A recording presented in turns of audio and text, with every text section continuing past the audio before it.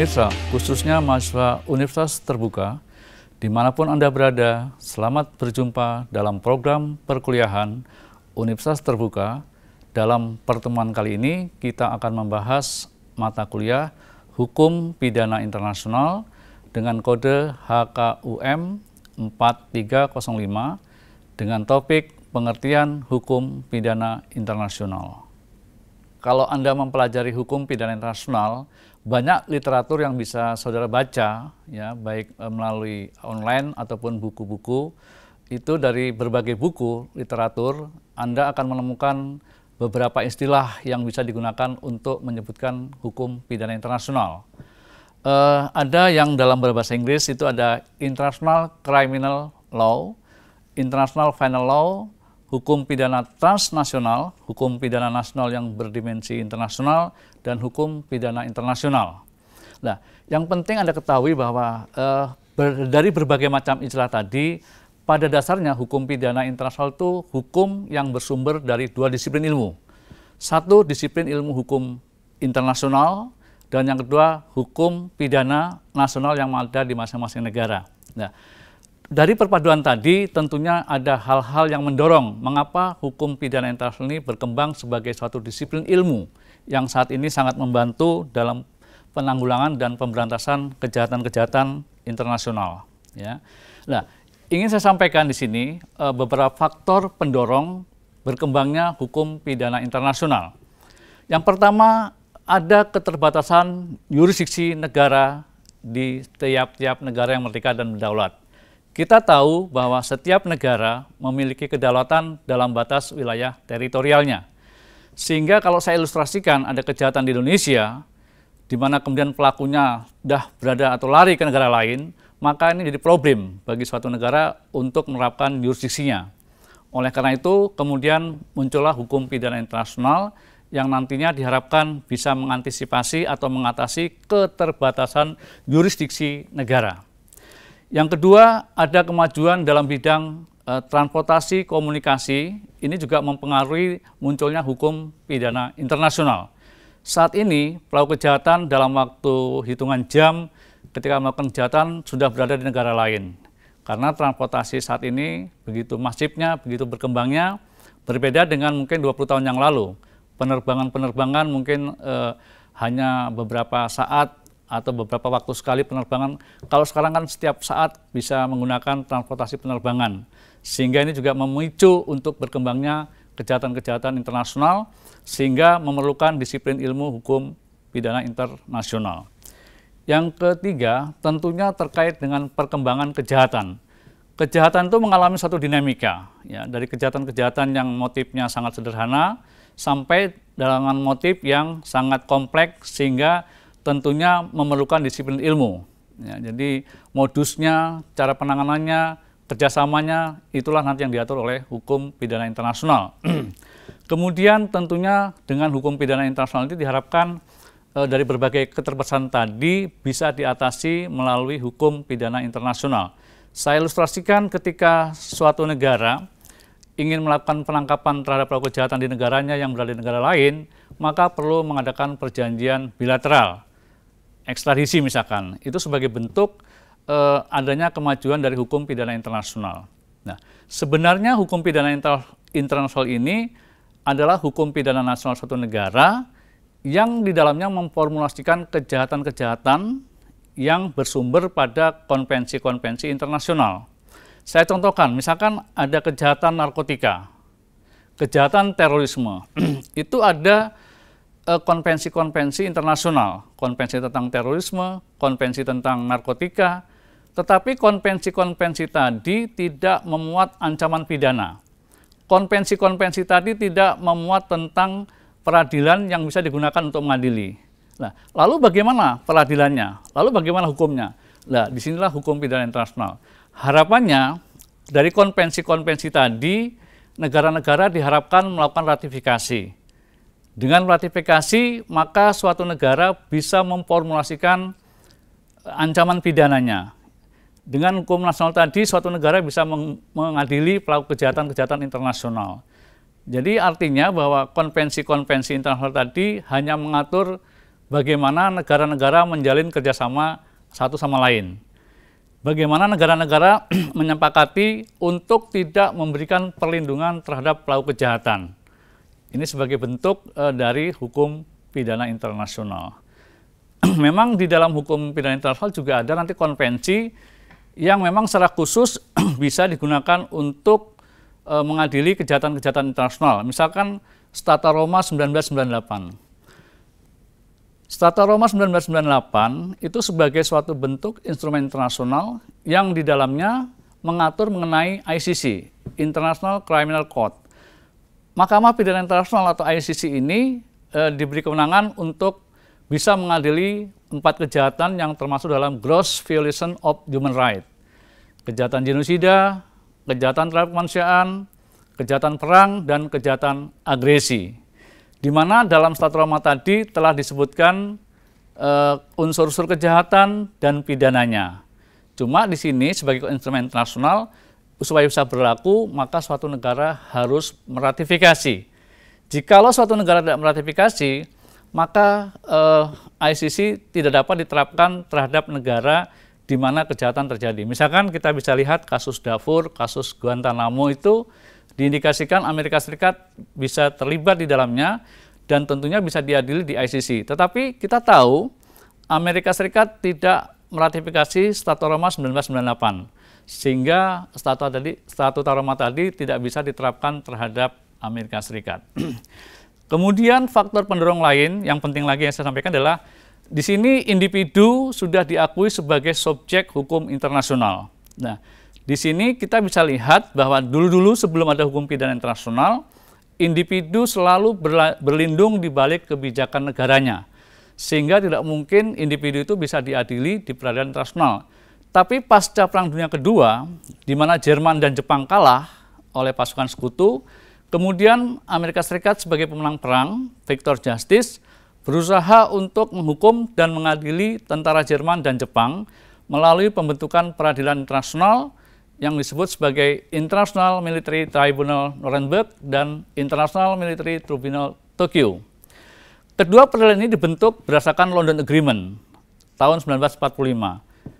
Cuma di sini yang perlu kita sampaikan bahwa peradilan ini menerapkan asas yang menyimpang dari hukum pidana nasional setiap negara, yaitu memberlakukan asas retroaktif. Perlu diingat kembali bahwa tadi saya katakan hukum pidana internasional sebagai perpaduan hukum pidana nasional dan hukum internasional. Jadi di sini letaknya. Jadi kalau dalam hukum pidana nasional itu kan berlaku asas legalitas. Asas legalitas. Artinya seseorang tidak mungkin dihukum atau diadili sebelum ada undang-undang yang menyatakan itu sebagai kejahatan atau tindak pidana. Tetapi dalam praktek internasional, asas legalitas ini bisa disimpangi melalui penerapan asas retroaktif, asas berlaku surut. Jadi ketika Jerman dan Jepang kalah dalam Perang Dunia Kedua, pasukan sekutu merasa perlu membentuk peradilan untuk menuntut pertanggungjawaban Jerman dan Jepang secara individu. Sejak saat itu, kemudian individu bisa diadili di peradilan internasional. Kalau dilihat dari perspektif hukum pidana internasional, maka ini sebagai bentuk praktek-praktek kebiasaan internasional sehingga masuk dalam kategori sebagai hukum kebiasaan yang menjadi salah satu sumber hukum pidana internasional. Itu antara lain. Kemudian dalam perkembangannya ada lagi peradilan internasional yang sifatnya ad hoc juga selain di Jerman dan Jepang, yaitu di ICTY dan ICTR, International Criminal Tribunal for Yugoslavia dan International Criminal Tribunal for Rwanda. Cuma pembentukannya tidak menggunakan London Agreement, tetapi resolusi Dewan Keamanan PBB. ICTY dan ICTR itu juga bersifat ad hoc. Mengapa ad hoc? Ad hoc itu sifatnya sementara, dibentuk peradilan untuk menghukum dan mengadili pelaku kejahatan. Setelah pelaku kejahatan diadili, maka peradilannya dibubarkan.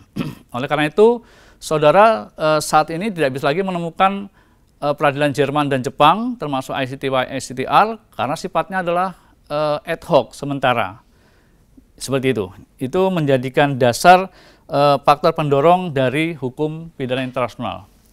Selanjutnya, ada pendapat dari Rowling, seorang pakar hukum pidana internasional, yang beliau mengklasifikasikan ada 3 hukum, yaitu hukum pidana nasional, hukum pidana internasional, dan hukum pidana supranasional.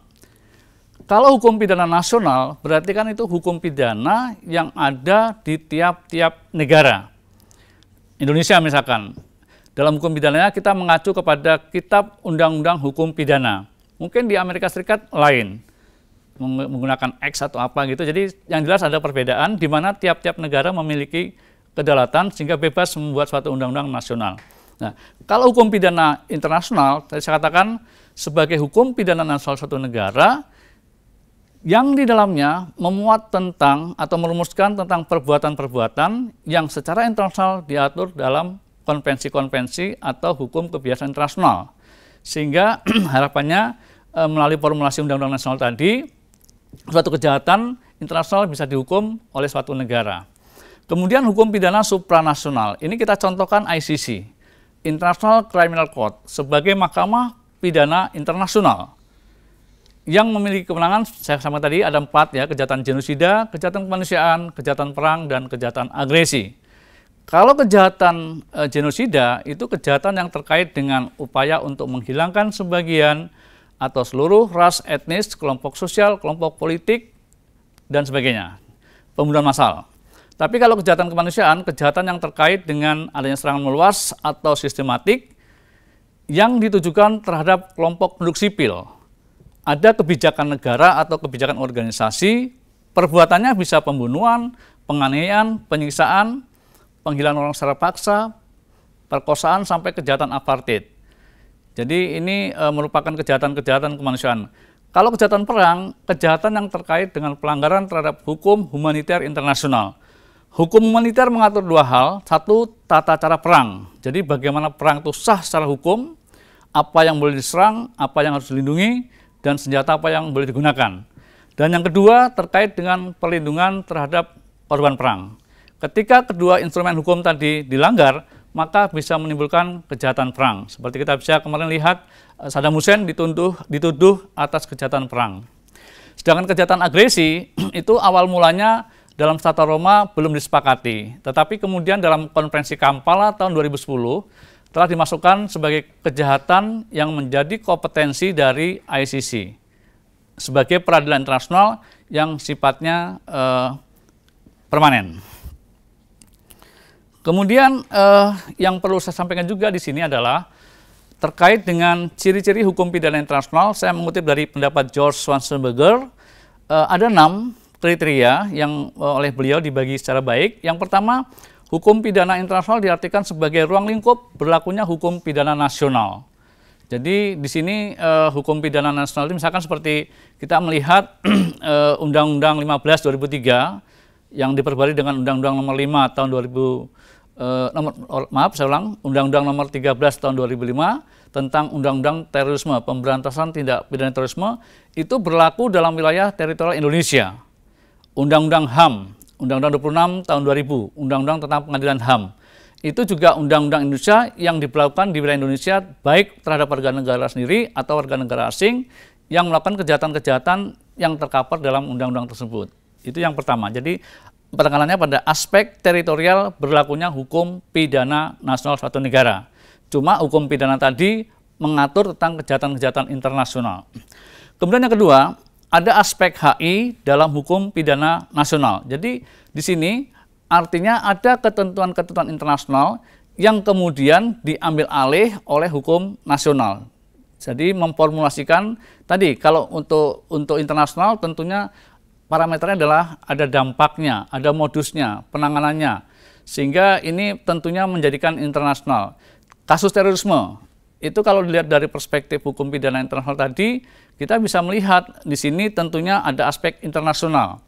Karena dampaknya itu tentu tidak hanya dialami satu negara, tapi bisa 2 atau lebih. Pelakunya juga demikian. Tidak saja pelaku warga negara yang bersangkutan, tapi juga melibatkan dari warga negara lain. Termasuk dukungan dana dan dukungan pelatihan dan sebagainya. Sehingga ini menjadi poin kedua terkait dengan aspek internasional dalam hukum pidana nasional satu negara. Kemudian ada kewenangan internasional dalam hukum pidana nasional. Jadi di sini poin ketiga itu ada semacam pendelegasian kewenangan dari internasional ke nasional. Sehingga hukum pidana nasional bisa melakukan apa yang disebut sebagai kriminalisasi, menyatakan suatu perbuatan yang semula bukan tindak pidana menjadi suatu tindak pidana.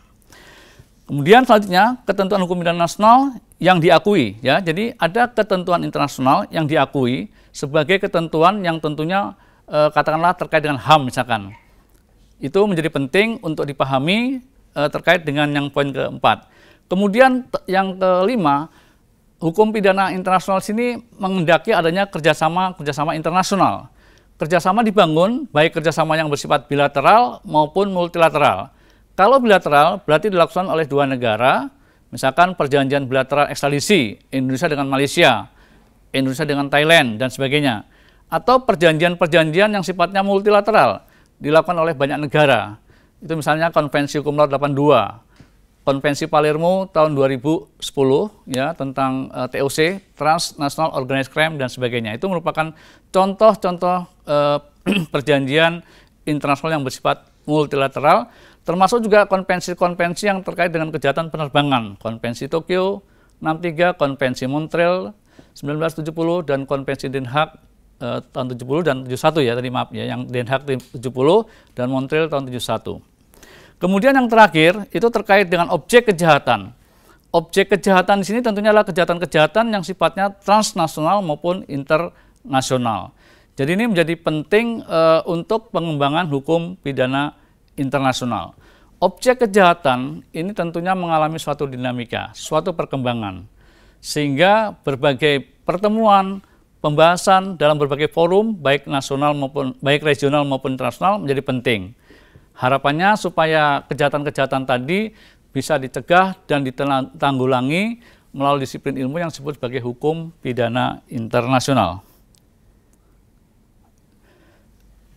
Kemudian terkait dengan tadi, ruang lingkup tadi, jadi sebenarnya hukum pidana internasional ini menjadi suatu yang penting, ya. Jadi untuk dikembangkan, karena tadi berbagai kejahatan bisa diatasi. Saya ilustrasikan, ketika ada kejahatan terorisme di suatu negara, ya, ada kejahatan terorisme di suatu negara, dilihat dari perspektif hukum pidana internasional, ini nanti bisa menimbulkan siapa yang berwenang untuk menangani. Bisa saja katakanlah kita bisa lihat kasus W. Marriott, ya, kasus Legian Kota Bali. Ketika terjadi kejahatan terorisme tadi, siapa yang berwenang? Bisa saja negara di mana kejahatan terjadi. Dalam hal ini Indonesia, ya, dalam hal ini Indonesia. Maka di sini bisa diterapkan namanya asas teritorial, ya. Jadi asas teritorial. Jadi asas teritorial ini memberikan kewenangan kepada suatu negara untuk bisa menerapkan hukumnya, ya, terhadap pelaku kejahatan dalam batas wilayah teritorialnya. Kemudian di samping itu kita bisa lihat, ya, karena teritorial tadi tentunya juga didukung dengan adanya undang-undang nasional, adanya peradilan yang bisa digunakan, ya, sumber daya manusianya terkait dengan jaksa, polisi, kehakiman dan sebagainya yang bisa nanti mengadili perkara-perkara di Indonesia. Dan kebetulan kita mempunyai undang-undang tentang tindak pidana terorisme, sehingga asas teritorial menjadi lebih kompatibel untuk diterapkan dalam kasus terorisme tadi. Kemudian di samping itu kita bisa melihat bahwa dalam kasus terorisme ini tentunya ada pelaku kejahatan yang tidak saja warga negara Indonesia tetapi warga negara lainnya. Nah, dalam hal ini kita bisa mengidentifikasi ada Nurdin M. Top dan Dr. Azhari yang kebetulan itu merupakan warga negara Malaysia. Dalam hal ini tentunya negara Malaysia sebagai suatu negara mempunyai kewenangan untuk melindungi warga negaranya walaupun dia pelaku kejahatan di luar batas wilayah teritorialnya. Dalam hal ini Malaysia bisa menerapkan asas nasional aktif, ya. Artinya apa? Hukum pidana nasional suatu negara mengikuti kemanapun warga negaranya berada yang melakukan kejahatan di luar batas wilayah teritorialnya. Cuma masalahnya di sini adalah bukan berarti suatu negara akan melakukan pelindungan, tetapi bagaimana negara tadi berusaha untuk menghukum dan mengadili warga negaranya yang melakukan kejahatan di luar batas wilayah teritorialnya dengan menggunakan hukumnya. Jadi tidak diharapkan suatu negara memberikan imunitas atau kekebalan terhadap pelaku kejahatan, terutama kejahatan-kejahatan internasional. Ada satu asas dalam hukum pidana yang disebut sebagai asas aut funere aut dedere, asas untuk menghukum dan mengadili. Sehingga ini sangat tepat sekali untuk memutus mata rantai praktek imunitas. Kemudian selanjutnya ada juga asas nasional pasif. Ya, di sini kita bisa melihat bahwa ketika ada kejahatan terorisme tadi, tentunya menimbulkan dampak akibat. Banyak yang yang katakanlah di Legian Kota Bali dan WMR tadi, para bule, para turis asing tadi yang menjadi korban atas tindakan terorisme tadi menjadi korban, bisa meninggal, bisa cacat seumur hidup, bisa mati dan sebagainya, bahkan kerugian material. Nah, terkait hal ini, suatu negara bisa menuntut pertanggungjawaban pada suatu negara di mana kejahatan terjadi dengan menggunakan asas nasional pasif. Asas yang terkait dengan perlindungan kepentingan negara atau warga negaranya di luar batas wilayah teritorialnya. Dalam hal ini, maka negara-negara yang menjadi korban ada warga negara Inggris, Amerika, Belanda, dan sebagainya, maka negara-negara tadi bisa menuntut Indonesia untuk mencari, menangkap, dan mengadili pelaku kejahatan, ya. Kemudian juga bertanggung jawab untuk memberikan kompensasi, ganti rugi, biaya kesehatan, bahkan biaya penguburan dan sebagainya, serta berjanji untuk mencegah jangan sampai ini terulang. Dan yang keempat, tentunya juga bisa diberlakukan asas universal. Artinya apa? Dalam kasus terorisme tadi, suatu negara bisa saja diberi kewenangan, setiap negara diberi kewenangan untuk bisa menerapkan jurisdiksinya, ya, jurisdiksi atas kejahatan internasional tanpa melihat kebangsaan pelaku dan dimanapun kejahatan dilakukan. Jadi di sini bisa saja negara yang kebetulan tidak menjadi tempat kejadian terorisme. Kemudian bisa saja negara tadi tidak menjadi pelakunya warganya, atau suatu negara tidak menjadi korban kejahatan terorisme, tetapi diberi kewenangan oleh hukum internasional. Itulah kehebatan hukum pidana internasional. Jadi harapannya supaya pelaku tadi tidak bisa menikmati imunitas. Pemirsa, khususnya Anda, mahasiswa Universitas Terbuka, dimanapun Anda berada. Sampai di sini perjumpaan kita kali ini. Semoga materi tadi bermanfaat bagi Anda. Selamat belajar dan sukses selalu.